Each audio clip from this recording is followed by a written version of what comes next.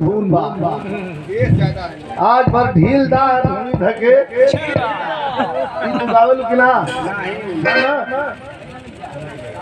उनके बस के ना भैया जी। खेसारी भैया बैठा के भेड़ छानल दे। अरे बैठा भैया बैठ जा। हमके लगा तो चैनल वाला हुआ ना आने का बोल दे तू। बचावा हमारा मनोज गाजीपुर के पानी में बड़ा कम लोग उड़ पाओ। धरती हो शहीदी धरती हो, ये पानी से तुम परिचित हुआ। हिम्मत बांधने अच्छा बड़ा बढ़िया गीत आप लोग सुनलन। तमाम गीत चलल बा। कौने गीत के नाम ले जा गैया गावत हम मनल मा मिजाज तनिहाऊ वाला फील दा आज भर ढील दा ढूंढी धके। ये कोई इतना अश्लीलता हद के पार हम बीच में बोलल भी रही पर कि बिरहा को बचाइए। आज तो सिवान में बा कुछ बोल दे जाई चल जाई। कबो कबो दुआरी पर बिरहा होला आदमी से सुनवैयन से ढेर माता बहन लोग बैठ के सुने जी। अब वही अउल जलूल बोलल ठोरा के गावत हो लहंगा में घुसल बा हजाम छुड़ा कैंची लिखी दाढ़ी बनावे हल्ला चुप रहा मत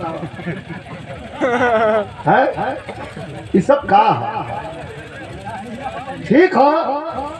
अब आप लोग ही कहना कि भैया तो गावा वाला गौलेस का है। टेक्निकली युग हो काने में ईयरफोन लगा के बहुत आनंद लेवे के तो सुनला दुआरी कोई गावला और सुनला कि कुछ समझना। सारू भाई हमारो नारायणपुर देवराज बाबा हमरो सब। अच्छा ठीक है ठीक बार सारू तनी सा मास्टर कुछ नई यूनिक चीज बजाओ।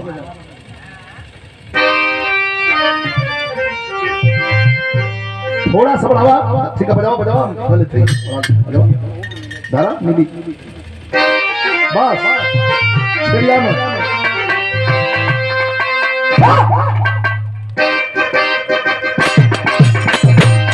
एकदम सही है।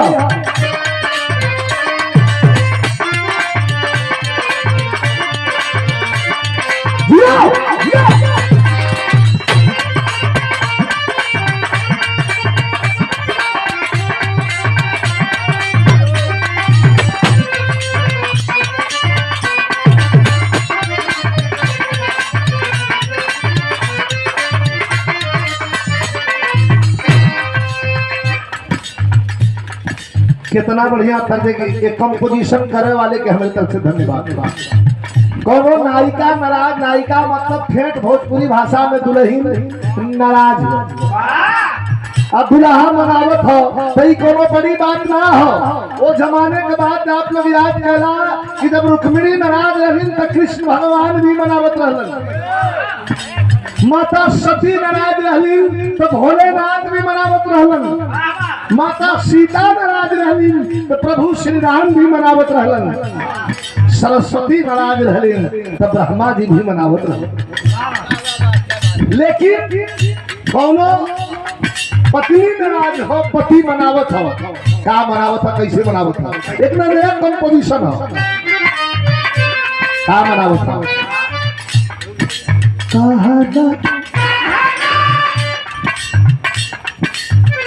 बोला हेलो हेलो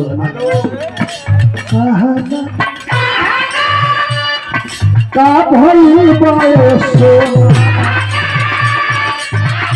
का भई बायसो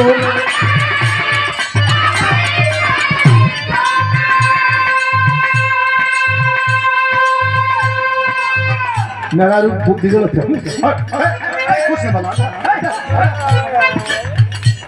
एक बात बता दें छुरी में एक तरफ धार प्लेट में दो तरफ धार अकारी में तीन तरफ धार मेहरारू में चारों तरफ धार 11 धरवा वाले से काटी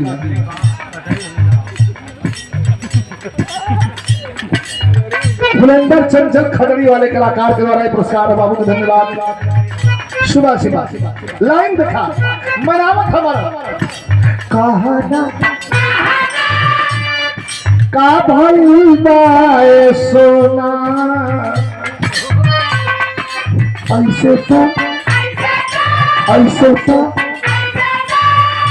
अरे तू रहेलू कपोना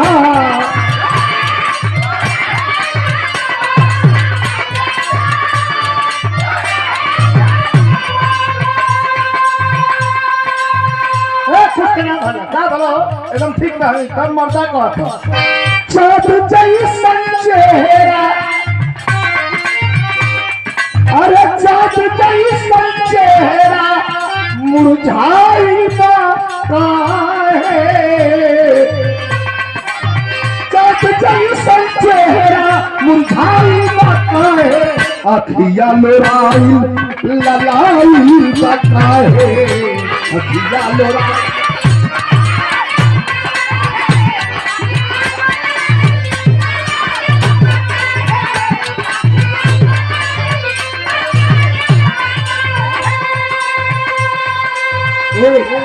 दूसरा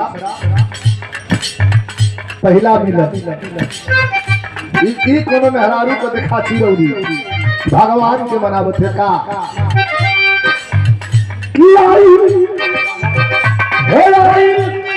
पहला मिलने सजनी से सजना हो हमर अनल गुलाब नियन खिलन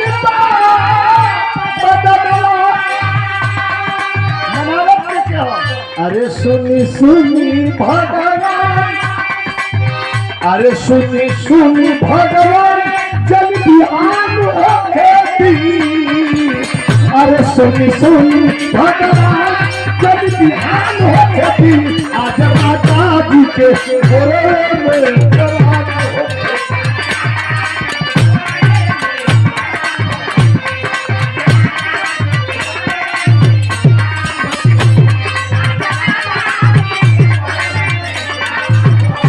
हमारे प्रधान जी शेषनाथ यादव जी